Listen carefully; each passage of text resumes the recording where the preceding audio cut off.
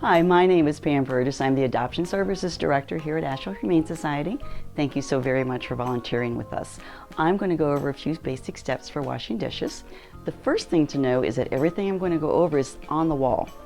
So if you can't find it, you don't remember, just refer back to the wall and just read it, and it'll go through everything that I'm going to go through. The first thing to know is this is a 3-compartment sink, and it is set up with a wash, rinse, sanitize, and then you are going to rinse again. So wash, rinse, sanitize for a minute, 2 minutes, and then you're going to rinse again. This is a sprayer hose with a toggle. So what this will do for you is this will turn the water off and on. When it's straight up and down, you'll have your little hose so you can use to spray things down and whatnot. At the end of your shift, you do want to make sure that you turn off the water completely so it doesn't put pressure and bust the connection. So we're going to leave this out of our way for right now.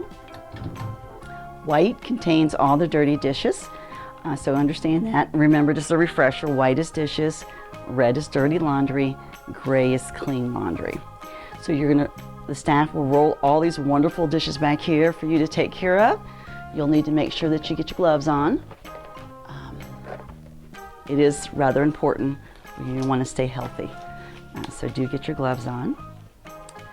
To set up your sinks, blue is soap and peach is sanitizer. So soap, whoops, and it just sets on the rim, and then sanitizer. To get the soap out, you're simply going to turn the water on and let it run through. And this will come out pre-measured between the water and the soap mixture. That's all you have to do. Same thing for the sanitizer. And then you'll just leave the water run on the clean dishes needing to be rinsed. Try to remember to put all the like items at the same time in the sinks. It will make it a whole lot easier when you're stacking and getting everything out. And as you can see, the volunteer previously has everything all neatly arranged. I want to go over some information on Kongs because they can be a little bit annoying to do really, but you're going to have to take some sort of tool to get inside and to get everything out that the poor doggy did not eat. Be creative. You need something small, these baby ones. So just dig it out and then kind of push it that way. And then sometimes you just need to let them soak Sometimes you just need to let them soak for a little bit. So that's how you clean out a Kong. To clean inside the Kong, you're going to use your brush.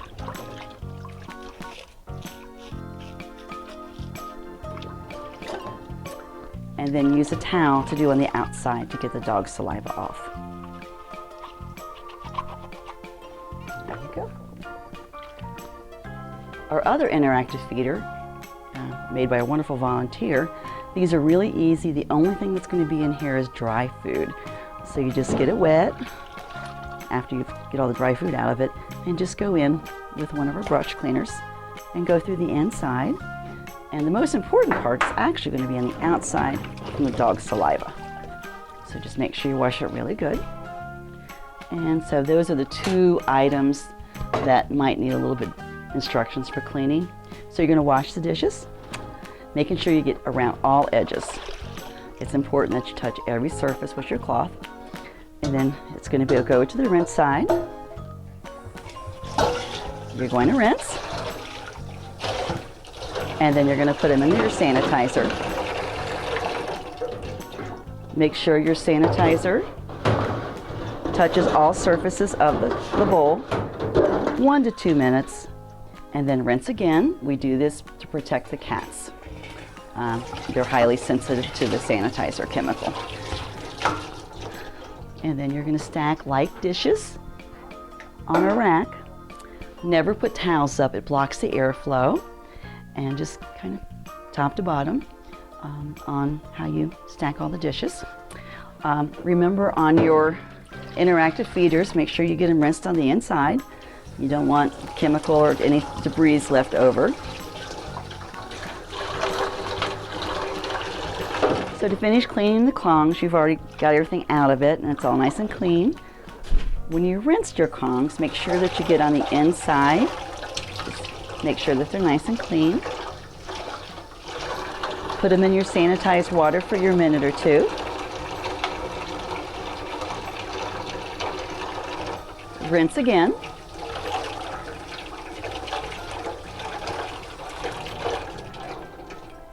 When you put them on the rack, make sure you're putting them standing up for airflow so they can dry.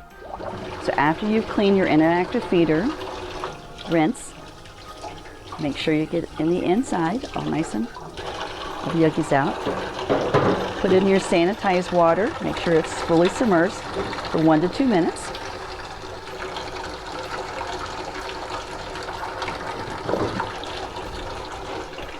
Rinse again.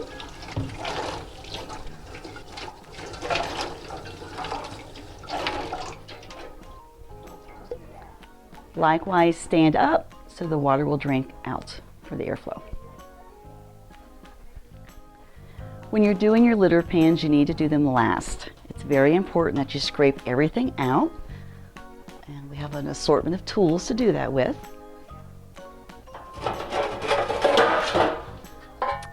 And fortunately, staff did a good job of cleaning from there.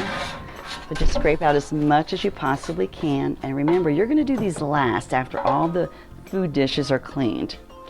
You're going to scrape the whole barrel out, stack them up, put them in your water, and do just exactly like you did with the dishes. There is no difference. After all the litter pans are done, then you're going to want to empty your sink, and you do that by turning this nozzle that direction to the right. It's draining, and then that fills it. So you're going to drain your water completely, rinse out all the debris using your spray hose, making sure it's nice and clean. After you have all the dishes put away and everything's clean, in order to sanitize the area, it's a great tool just to take a bowl. Now remember, these aren't going to be here, and you're just going to slosh. Woo! And that sanitizes all the surfaces to allow them to stay clean. So it's the end of your shift. You've banged out all the dishes. So what you'll need to do then is everything's air dried. If it hasn't dried completely, by all means, grab a towel, anything clean will do, and dry it out. You don't want to stack dishes together with water in them. It creates bacteria and can make the animals sick. I'm going to grab a few, make sure they're dry, and show you where these go.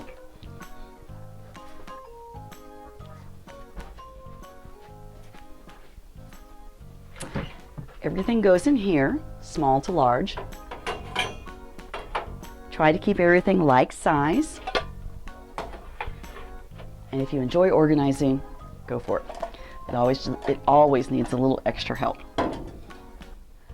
Your empty Kongs, once they're dry, are going to go in these containers. And if you've done your Kong stuffing, you're probably already familiar with this, but these are where the clean Kongs go. Your interactive feeders, space allows, you're going to try to put everything down in this bin.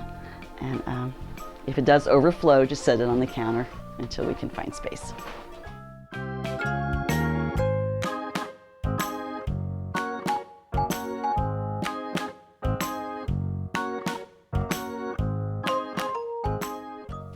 All right, so we're gonna pretend magically this is all clean. You've cleaned everything, all the dishes are put away. End of your shift, we wanna leave it clean for the next people coming in and to keep down bacteria and germs and whatnot. So you're gonna clean all your 3 compartment sinks. You're gonna spray down your You're gonna take your sanitized water and you're gonna slosh it all over everything, get nice and sanitized. When you're working in here, the floors will sometimes become very wet. So you want to make sure that the floors get an opportunity to dry underneath. So at the end of your shift, you're going to take the mats up. It's really easy to do, to use the sink to hose them down, and then to let them dry, you can just put them right here under here. And it allows the mat a chance to dry on both sides and the floor as well, so it's not slippery. You're also going to take your towel